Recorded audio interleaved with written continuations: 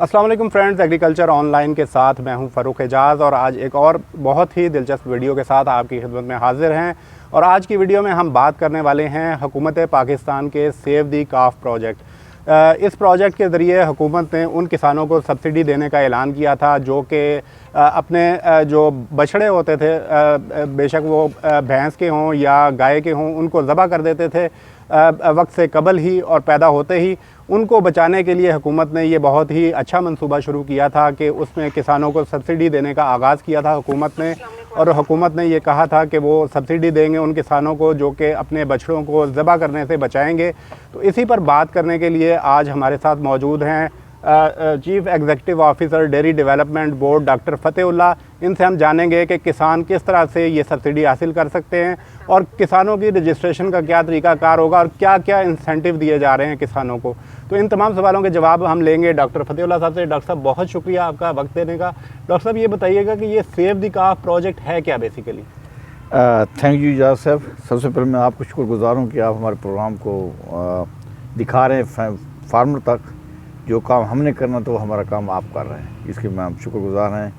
ये एक्चुअली ये save the काफ ये प्राइम मिनिस्टर का जो प्रोग्राम, पहली तकरीर जो प्राइम मिनिस्टर साहब ने की थी, किसानों को किस तरह पर किसानों को खुशहाल करें, उसमें उन्होंने स्टार्ट किया था एग्रीकल्चर इमरजेंसी प्रोग्राम सर, जिसमें लाइव स्टॉक भी था, एग्रीकल्चर भी थी, फिशरी भी था, वाटर मैनेजमेंट भी था, डिफरेंट प्रोजेक्ट थे।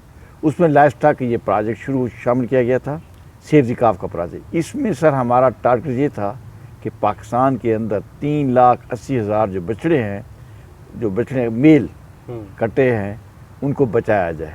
क्योंकि आपको मालूम है कि ख़ास करके जो हमारे जो फार्मर हैं, जो मेल कटा है उसको 2-3 दिन के बाद ज़बह कर देते या बेच देते। उनका भी कि इसके जो दूध पीता है दूध बच जाए उससे, ताकि फार्मर को फ़ायदा हो। गवर्नमेंट का ऑब्जेक्टिव ये था कि ये बछड़े को जो इस एज में स्लाटर करते हैं ना, वो हमारी गोश्त में नहीं होता आता। को एक तो ये था कि गोश्त की पैदावार ज़्यादा की जाए इससे मुल्क के अंदर, ताकि क्वालिटी मीट भी प्रोड्यूस हो, प्लस जो फार्मर को इंसेंटिव मिले ताकि उसको भी उसकी बचत हो। उसके लिए हमने तकरीबन फार्मर जो है ना, हमने पहले साल जो बताया ना आपको सर, पहले साल हमने तकरीबन 67,000 टारगेट था हमारा, हमने उसमें 59,000 टारगेट अचीव किया सर। तो टारगेट अचीव ना होने की क्या वजह सर? उसमें थोड़ी वजह है। एक तो कोविड सबसे बड़ी वजह कोविड भी है। जब आप स्टार्ट करते हैं ना सर, उसमें थोड़ी सी मुश्किलात आती हैं फार्मर के साथ। कोई फार्मर को पहले ट्रस्ट करना पड़ता, ट्रस्ट करेगा तो बाद से कोऑपरेट करेगा ना सर। बिल्कुल। उसके उसके बावजूद ही हमारे जो, अगर आप देखें ना टारगेट देखें ना, हमारे 88% हमने टारगेट लिया, ऐसी कोई बात नहीं है। और ख़ास करके असल इसमें कुछ जो इसमें जो कमी आई है वो ख़ास करके नार्दर्न एरिया में, क्योंकि बर्फ़बारी शुरू हो जाती है या आज़ाद कश्मीर में बर्फ़बारी, क्योंकि ये पूरे पाकिस्तान में प्रोजेक्ट हमारा चल रहा है, इसकी वजह ये है और कोई वजह नहीं थी। बड़ा लोगों ने कोऑपरेट किया, बल्कि लोग आजकल तो इसमें बहुत ज़्यादा लोग पीछे पड़े हैं, हमें दे हम करना चाहते हैं। इसमें ये होता है कि हम उन फार्मर को रजिस्टर करते हैं जो कि कम से कम इस कारोबार के साथ मुंसलिक हुए हों for the last 5 or 10 years sir, कम से कम। दूसरा, उसके पास कम से कम 4-5 जानवर हों और नार जानवर, ये ताकि वो उनको बचाए, उनको फ़ायदा हो। एक कट्टे के ऊपर सर हम जो है ना तकरीबन 6,500 रुपया फ़ी कट्टा उसको देते हैं। उसका ऑब्जेक्टिव यही होता है कि गट्टा जब पैदा होता है तो उसका वज़न 30 से 35 किलो होता है। जब इसको वो रखेगा 90 दिन 100 दिन रखेगा तो इसका वज़न डबल हो जाएगा। अच्छा, यहाँ पे मैं एक सर सवाल पूछना चाहूँगा कि क्या आप जो ये जो 6,500 रुपया है, ये जब किसान को रजिस्टर करते हैं उसी वक्त दे देते हैं या जब वो कट्टा बड़ा हो जाता है तो उस वक्त आपको उसको देते हैं? आपने अच्छा सवाल किया सर। डेफिनेटली जब टारगेट अचीव करेगा, जब जानवर बड़ा होगा, फिर पैसे मिलेंगे। इसे तो हर कोई पैसे लेके भाग जाएगा, ठीक है ना। इसलिए हमें ये शर्त रखी हुई है कि उसके साथ ये शर्त भी है ना सर कि कम से कम उसका वजन डबल होगा तब हम उसको पैसा देंगे। अच्छा सर, इस साल का जून तक का टारगेट क्या है 2020-21 का, कि जून तक आपने कितने किसान रजिस्टर करने हैं और कितने किसानों को जो है वो सब्सिडी देनी है? सर हमारा टारगेट इसमें जो 30,000 के करीब हमारा है, फार्मर के साथ करेंगे, रजिस्टर करेंगे जून 2021 तक। जून 2021 तक। इस वक्त जो हमारा टारगेट है, इस साल के टारगेट हमने सेव द काफ करके वो 33,000 जानवर रखे हैं सर। ठीक है, ठीक है सर, 33,000 जानवर रखे हैं सेव द काफ में हमारा। इंशाल्लाह ये इस वक्त चल रहा है और उम्मीद है कि इंशाल्लाह टारगेट अचीव कर लेंगे हम। अच्छा, इस वक्त अगर जो 33,000 का आपने टारगेट रखा है, इसमें अगर कोई किसान पाकिस्तान भर से रजिस्टर हो सकते हैं या सिर्फ मखसूस सूबों के लिए ये? नहीं सर, इसमें सिर्फ सवाए सिंध के कि हमने कोशिश की सिंध को भी इंक्लूड करें, लेकिन उनकी अपनी कोई थोड़ी जी समझें कि रिजर्वेशन की वजह से वो इस प्रोग्राम में शामिल नहीं हो सके। अदरवाइज ये प्रोग्राम पूरे पाकिस्तान में है, ये पाकिस्तान, ये पंजाब में भी है, KPK में भी है, गिलगित बल्तिस्तान में भी है, आज़ाद कश्मीर में, इस्लामाबाद में भी है। इवन बलूचिस्तान में से काफ़ी नहीं है, बलूचिस्तान में दूसरा प्रोग्राम शुरू किया हुआ है जो है ना दुम्बे और बकरियों को पालने का है सर, वो ठीक है, वो किया हुआ है सर। तो डॉक्टर साहब ये बताइएगा कि अगर कोई किसान रजिस्टर होना चाहता है इस प्रोग्राम में, सेव द काफ प्रोग्राम में, तो वो किस तरह से रजिस्टर हो सकता है? हम सर इसका तरीक़ाकार ये है कि वो किसान जिस इलाके में है तो वहाँ के DLO या वेटरनरी ऑफिसर के दफ्तर में जाए, उनको बताया कि मैं इस प्रोग्राम में शामिल होना चाहता हूँ।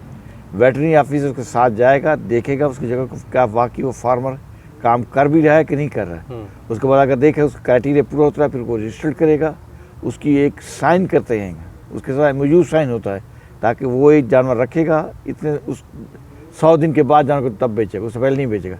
टैग लगाते हैं, टैग लगाने के बाद फिर उसकी मॉनिटरिंग की जाती है जानवर की, और हर वज़न किया जाता है फूड की, उसको फिर वैक्सीन, डिवर्मिंग सारा कुछ दिया जाता है, ये गवर्नमेंट फ्री खाते में उसको देती है, फार्मर को देती है। तो फार्मर की कोई इस कट्टों की फैटनिंग और इसके जो सेव दी काफ है जिसमें ज़बा होने से बचाने के लिए, इनमें कोई किसानों की ट्रेनिंग भी आप कर रहे हैं? डेफिनेटली हमको सेव दी काफ में बताते हैं फार्मर को इसको, इस जानवर को कैसे बचाया जाए, इसको बोली पे कैसे पिलानी है आपने, इसको साफ़ सुथरा कैसे रखना है, इसकी मैनेजमेंट कैसे करनी है, इसको वैक्सीन कैसे करनी है, इनकी फीडिंग कैसे करानी है सर, और फीडिंग कैसे किया, किस चीज़ से करानी है ताकि इसका वज़न बढ़े, दूध के साथ साथ दूध कम पिए और वज़न ज़्यादा बढ़े, दूसरी फीड खाए सर। डॉक्टर साहब ये मैं पूछना चाहूँगा कि गुज़श्ता साल भी ये प्रोजेक्ट जारी रहा, क्या आप किसानों को इस हवाले से कुछ कन्विंस करने में कामयाब हुए हैं कि वो अपने जो कट्टे बछड़े जिन्हें वो ज़िबा कर देते थे सिर्फ दूध के लिए, उन्हें वो पालें और उसको कंटिन्यू करें, और इसके इन द लॉन्ग रन आपने क्या जो इम्पैक्ट है वो देखा है कि कुछ बेहतर असरात मुरतब हुए? देखिए मैं जैसे गुजार रहा हूँ कि पिछले साल हमने गुजारिश की है ना सर,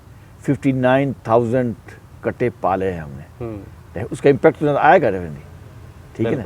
अगर जो बच गए हैं जानवर, पहले जो 59,000 जानवर ज़बा हो रहा था वो अब आपका बच गया है, अब उसकी देखिए फिर गोश्त पे भी उसकी एडिशन हो गई और फार्मर को भी फ़ायदा हो गया, ठीक है, और इन द लॉन्ग रन उसकी नेशनल इकॉनमी में भी फ़ायदा हो जाएगा, हम एक्सपोर्ट भी कर सकेंगे और अच्छी क्वालिटी का मीट भी मिल जाएगा और लोगों को पैसा भी मिल जाएगा, एक बिज़नेस भी स्टार्ट हो जाएगा सर उससे। बहुत शुक्रिया, बहुत ही वैल्यूएबल मालूमात शेयर की हैं डॉक्टर साहब ने यही बताया है कि किसान पाकिस्तान भर से रजिस्टर हो सकते हैं, सिर्फ किसान जो सिंध के हैं वो इसमें शामिल नहीं हो सकते क्योंकि सिंध हुकूमत की जानिब से इस प्रोग्राम में शमूलियत इख्तियार नहीं की गई।